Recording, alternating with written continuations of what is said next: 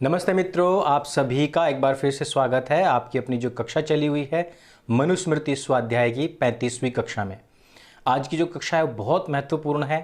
किस प्रकार से शत्रु का दमन करें, किस प्रकार से युद्ध करें, युद्ध के क्या क्या नियम हैं, इन सब के विषय में मनुस्मृति में आज 7वें अध्याय के हम 81वें श्लोक से शुरू करेंगे।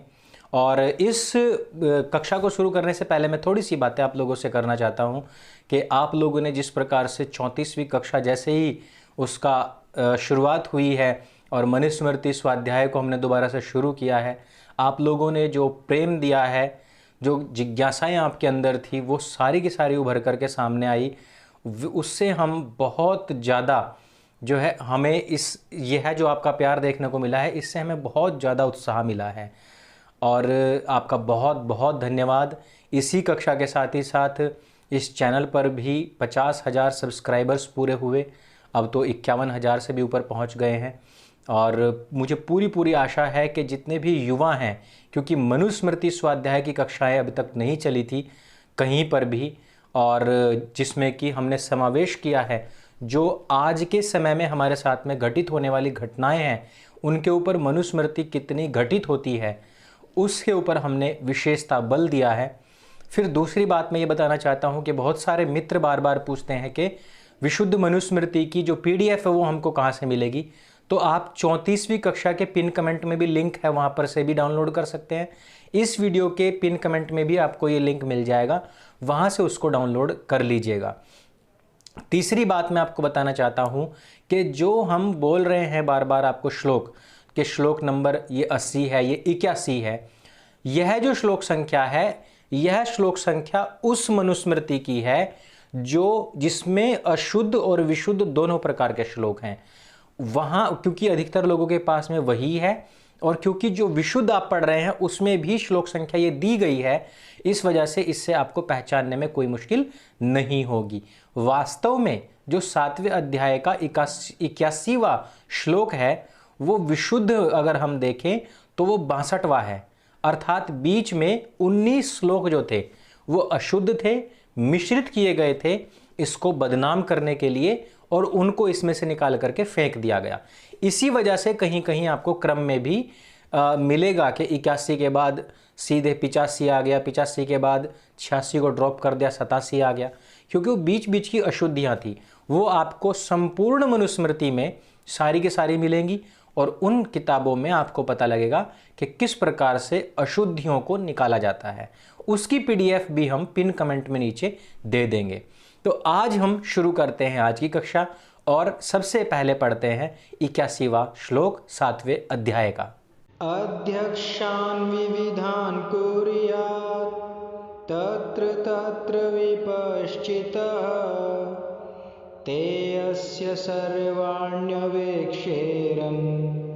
नृणां कार्याणि कुर्वता। तो मनु महाराज इस श्लोक में कह रहे हैं कि राजा अनेक मेधावी, प्रतिभाशाली, योग्य विद्वान अध्यक्षों को आवश्यकता अनुसार विभिन्न विभागों में नियुक्त करे। वे विभाग अध्यक्ष इस राजा के द्वारा नियुक्त अन्य सब अपने अधीन कार्य करने वाले कर्मचारी लोगों का निरीक्षण किया करें। अब आप देखेंगे आजकल भी जो सरकारें बनती हैं, राज्य सरकार हो चाहे वो केंद्र की सरकार हो, उसमें एक राजा होता है और फिर उसके राज्याध्यक्ष जो उसके नज़दीकी मंत्री होते हैं और सचिव आदि जो बनते हैं वो बनते हैं।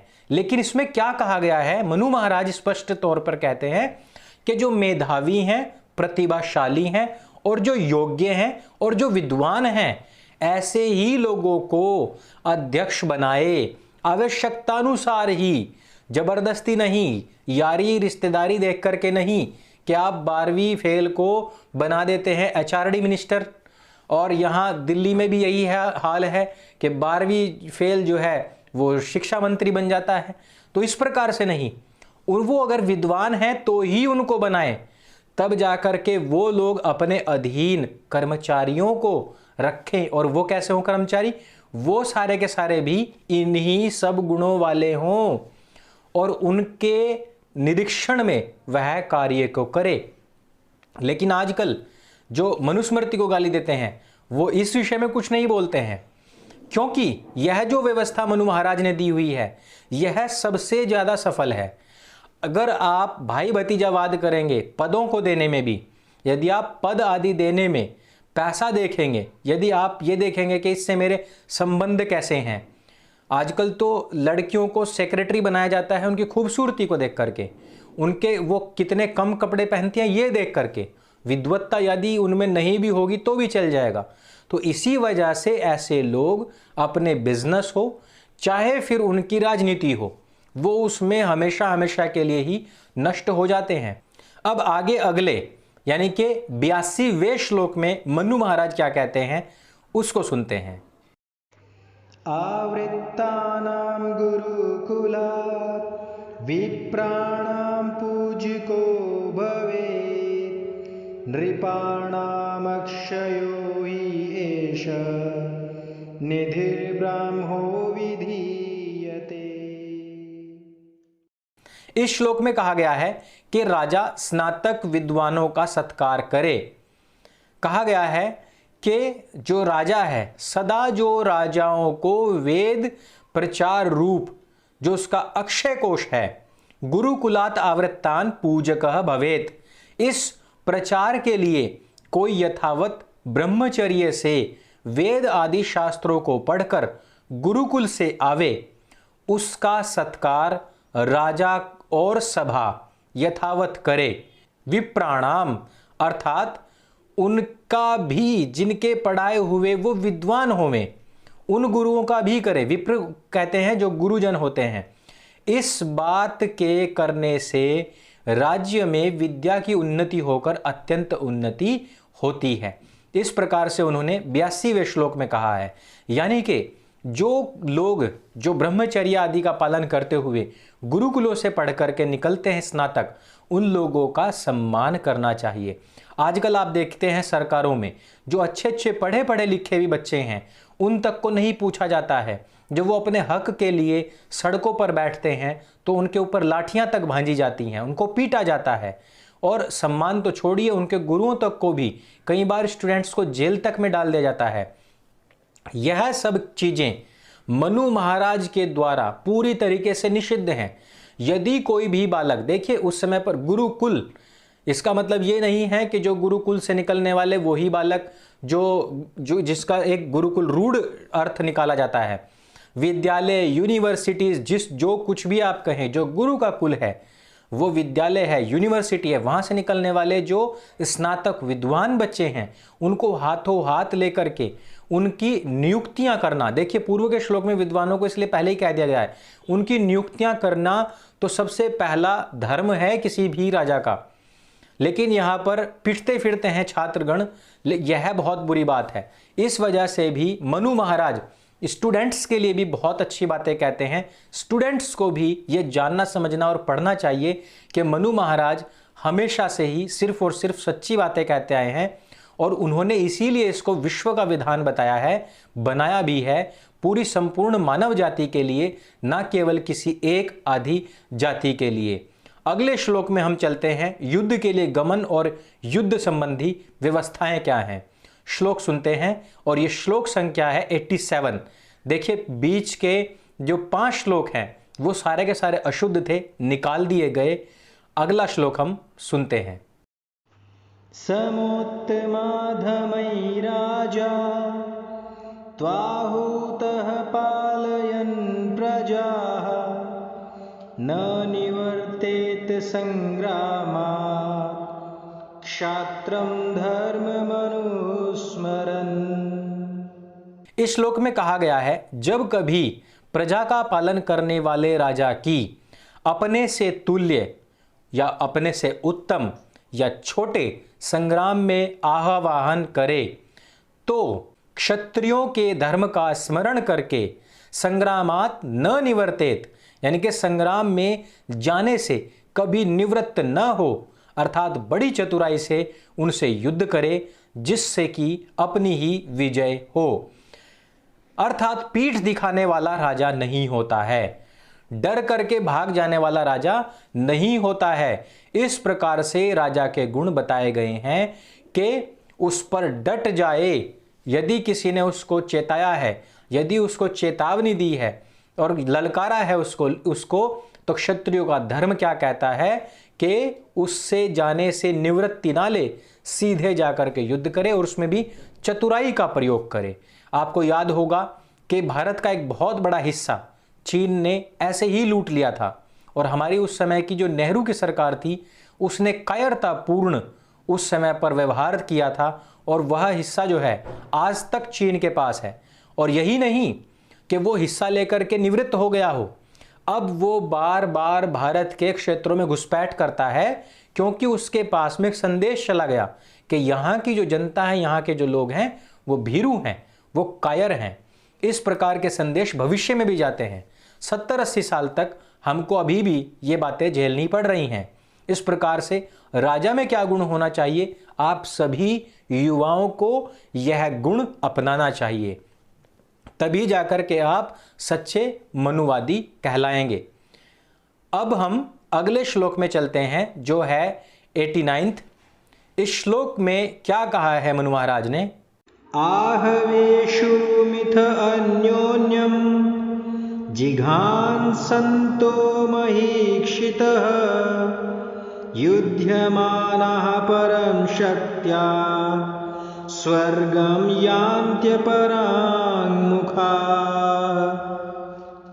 आहवेषु, जो संग्रामों में एक दूसरे को हनन करने की इच्छा करते हुए राजा लोग जितना सामर्थ्य हो बिना डरे पीठ ना दिखा करके युद्ध करते हैं, वो ही सुख को प्राप्त होते हैं। इससे विमुख कभी ना हो, किंतु कभी कभी शत्रु को जीतने के लिए उनके सामने छिप तो सकते हैं लेकिन पीछे नहीं भाग सकते हैं। पीछे नहीं भागना चाहिए, क्योंकि जिस प्रकार से शत्रु को जीत सकें वैसे ही काम करें। जैसे सिंह क्रोध की अग्नि में सामने आकर शस्त्राग्नि से शीघ्र ही भस्म हो जाता है, वैसे ही मूर्खता से नष्ट भ्रष्ट ना हो जाएं। आप लोग कभी भी गुस्से में जाकर के शत्रु के ललकारने पर तुरंत ही जाकर के सामने के बता मैं आ गया तेरे सामने, ऐसे खड़े ना हो जाएं, क्योंकि यह आपकी क्रोध अग्नि है। सामने से आने वाली शस्त्र अग्नि आपको तुरंत ही भस्म कर देगी। उसके सामने थोड़ी देर के लिए कदम पीछे हटा करके तब वार करें या फिर थोड़ी देर के लिए वहीं पर छिप करके रणनीति बनाएं, यह हो सकता है, लेकिन ललकारने पर जवाब अवश्य दें।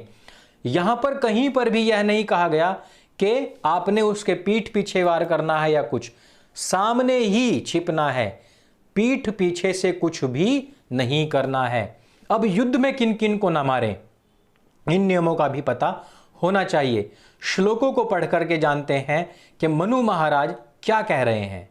न च हन्त्यात् स्थलारूढं न क्लीबं न कृताञ्जलिं न मुक्तकेशं नासीनं न तवास्मीति वादिनम् न सुप्तं न विसन्नाहं न नग्नं न निरायुधं न आयुध्यमानं पश्यन्तं न परेण समागतम् न आयुधव्यसनं प्राप्तं नार्तं नातिपरीक्षितं न भीतं न परावृत्तं सतां धर्मम् अनुस्मरन्। मनु महाराज कहते हैं कि युद्ध समय में इधर उधर खड़े हुए न नपुंसक, न हाथ जोड़े हुए, न जिसके सिर पर बाल खुले हुए हों, न ही वो जो लोग बैठे हुए हों, इति वादिनम, न तेरे शरण में आया हूं, ऐसा कहने वाले लोगों को जो तुम्हें कह दे, न सोते हुए को, न मूर्छित व्यक्ति को, न नग्न हुए व्यक्ति को, न आयुध से रहित, आयुध क्या होता है? हथियार, जिसके पास में हथियार ना हो ऐसे व्यक्ति की तुरंत हत्या ना करे। देखो पुलिस भी आजकल कहती है यदि सामने वाले के हाथ में छुरा खंजर है और पुलिस ने सीधे उसको गोली मार दी या किसी व्यक्ति ने गोली मार दी, तो केस गोली मारने वाले के ऊपर चलेगा कि दोनों के पास में बराबर के हथियार नहीं थे। यदि कोई निहत्था है और वो निहत्था ही किसी को पीटने के लिए आ गया और जो पीट रहा है उसके पास में बंदूक है और पिटते पिटते इधर चोट लगी इधर चोट लगी, पिटते पिटते उसने बंदूक निकाल ली और गोली मार दी, तो इसमें भी गोली मारने वाले के ऊपर केस चलेगा कि उसने तुम्हारे ऊपर हथियार से वार नहीं किया था। यही नियम मनु महाराज बता करके गए हैं। यही नियम शाश्वत है, यहीं पर नहीं, ये पूरी पृथ्वी पर शाश्वत नियम है। इसी वजह से सबसे पहला संविधान मनु महाराज की इस पुस्तक को माना जाता है, जो उनके दिए हुए संदेश थे, जो बाद में पुस्तक में अंकित किए गए थे और उसके बाद में ये अन्य देशों तक गए। लेकिन देखिए हमारी विडंबना ये है कि इस पुस्तक को पूरे विश्व में ख्याति मिली, लेकिन भारत का संविधान दूसरे देशों से उधार मांग करके चोरी आदि करके लिया गया और अपने आप को बड़ा बताने के लिए कि कहीं मेरी छवि धूमिल ना हो जाए, इसलिए पूर्व में स्थापित उस व्यक्ति को नीचा दिखाने के लिए उसकी पुस्तक जलानी शुरू कर दी, जिसकी कि विश्व में ख्याति थी। यानी कि आसमान पर थूकने से आसमान को थूक नहीं जाता है, वो आपके सीधे मुंह पर पड़ता है और वही आजकल हो भी रहा है। लेकिन मनुस्मृति का स्वाध्याय इसलिए अत्यंत आवश्यक है ताकि आप लोगों को पता लग सके कि इसमें केवल वो मिश्रित श्लोक ही नहीं जिनके ऊपर आतंक मचाया जाता है, ये हैं सच्चे श्लोक जिनको आज तक पूरा विश्व भी नकार नहीं पाया है। आगे क्या कहते हैं कि शत्रु न ही शत्रु के साथी को और ना ही जो युद्ध करते हुए लोग हैं उनको देखने वालों को और ना ही जो घायल लोग हैं उनकी सेवा करने वालों को भी नहीं मारना चाहिए। जो डरे हुए हैं और पलायन करते हुए जो पुरुष स्त्री हैं उनको भी कभी नहीं मारना चाहिए। सत्पुरुषों के धर्म का स्मरण करते हुए योद्धा कभी भी उनको ना मारे। यानी कि विद्वान लोग जो हैं वो कहीं पर भी हो सकते हैं, उनको भी कभी भी ना मारे। डॉक्टर्स को यानी कि घायलों की जो सेवा करने वाले लोग हैं उनको भी कभी ना मारे। अब आजकल आप देख रहे हैं डॉक्टर्स को सबसे ज्यादा मारा जा रहा है, पुलिस वालों को सबसे ज्यादा मारा जा रहा है, जो आसपास बैठे हुए लोग हैं उनको ज्यादा मारा जा रहा है। जो आमने सामने आने वाली जो लड़ाई है उसको नहीं, आसपास बैठे हुए लोगों को, छोटी छोटी बच्चियों को, स्त्रियों को टारगेट किया जा रहा है। ये कौन कर रहा है? ये धर्म नहीं, अधर्म है। ये अरबी टट्टुओं का वो अधर्म है जो इन सब को टारगेट करता है, जिसको इसमें करने के लिए मना किया गया है। क्योंकि उनके यहां पर एक ही नियम है कि आपने किसी भी कीमत पर युद्ध जीतना है। युद्ध की नीतियां इतनी गंदी और गलत वहां पर थी, इसी वजह से जो हमारे लोग हैं वो युद्धों में कई बार हारे, क्योंकि हम सोचते हैं कि ये मानवाधिकार है, मानवों के साथ में हमारा युद्ध हो रहा है, लेकिन हमारा युद्ध तो दानवों के साथ में है। मनुस्मृति यह जो सब नियम बता रही है वो मानवों के साथ में युद्ध के लिए है, दानवों के साथ में युद्ध के लिए नहीं। अब थोड़ा सा आगे बढ़ते हैं। कहा गया है किंतु उनको पकड़ के जो अच्छे हों उन्हें बंदी गृह में रख दे और भोजन आच्छादन यथावत उनको देते रहें, और जो घायल हैं उनको औषधि आदि विधि पूर्वक उनकी करे, ना तो कभी उनको चिढ़ावे ना ही कभी उनको दुख देवे। जो उनके योग्य हो वो उनसे काम कराया जाए। विशेष इस बात पर ध्यान रखे कि स्त्री, बालक, वृद्ध और आतुर जो यथा जो शोक युक्त पुरुष, उन पर शस्त्र कभी भी ना चलावे।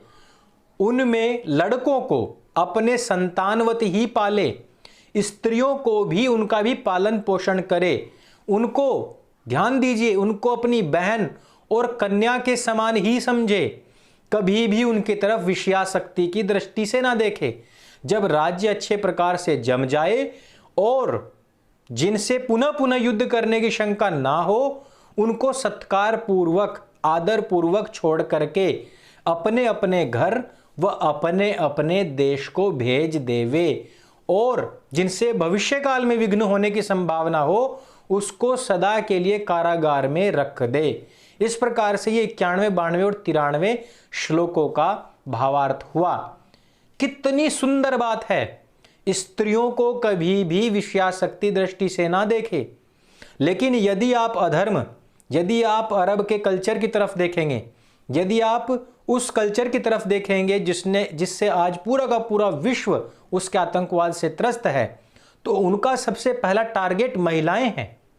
उनका सबसे पहला टारगेट वो बच्चियां हैं जो प्यूबर्टी को हासिल कर चुकी हैं, जो 9 साल की उम्र क्रॉस कर चुकी हैं, जो भी उनकी नज़र में आयशा बन चुकी है, वो सब की सब उनके टारगेट पर रहती हैं। इस वजह से मैं कहता हूं कि धर्म और अधर्म की लड़ाई में धर्म के नियमों का पालन नहीं होता है। हाँ, ये अवश्य है कि जो धर्म के लिए युद्ध लड़े जाते हैं उनमें कम से कम जब सामने वाला भी मानव हो तो उसके साथ में इन नियमों का पालन किया जाना चाहिए। अगले श्लोक में कहते हैं, युद्ध से पलायन करने वाला अपराधी होता है। श्लोक के माध्यम से सुनते हैं। यस्तु भीतः परावृत्तः संग्रामे हन्यते परैः भर्तुर्यद्दुष्कृतं किंचित् तत्सर्वं प्रतिपद्यते। कहते हैं, और जो युद्ध क्षेत्र में पीठ दिखा करके भाग जाए अथवा डर करके भागता हुआ शत्रुओं के द्वारा मारा जाए, उसे राजा की ओर से प्राप्त होने वाला जो कुछ भी दंड, अपराधी भाव व बुराई है, उस सब का पात्र बनकर वह दंडनीय होता है। अर्थात राजा के मन से उसकी श्रेष्ठता का प्रभाव समाप्त हो जाता है और राजा उसकी सुख सुविधा को भी छीनकर उसको दंडित करता है। और जो पलायन अर्थात भागे हुए, जो डरा हुआ भृत्य शत्रुओं द्वारा मारा जाए, वह उस स्वामी के अपराध को प्राप्त होता है। अर्थात युद्ध से कभी भी पीठ दिखा करके भागना नहीं चाहिए, डट करके मुकाबला करना चाहिए। अगला श्लोक 95वां श्लोक है। इसमें फिर उसको समझाते हुए कहते हैं, यच्चास्य सुकृतं किंचित् अमुत्रार्थम् उपार्जितं भर्ता तत्सर्वम् आदत्ते परावृत्तः तस्य तु। और जो उसकी प्रतिष्ठा है, जिससे इस लोक और परलोक में सुख होने वाला था, उसको उसका स्वामी ले लेता है।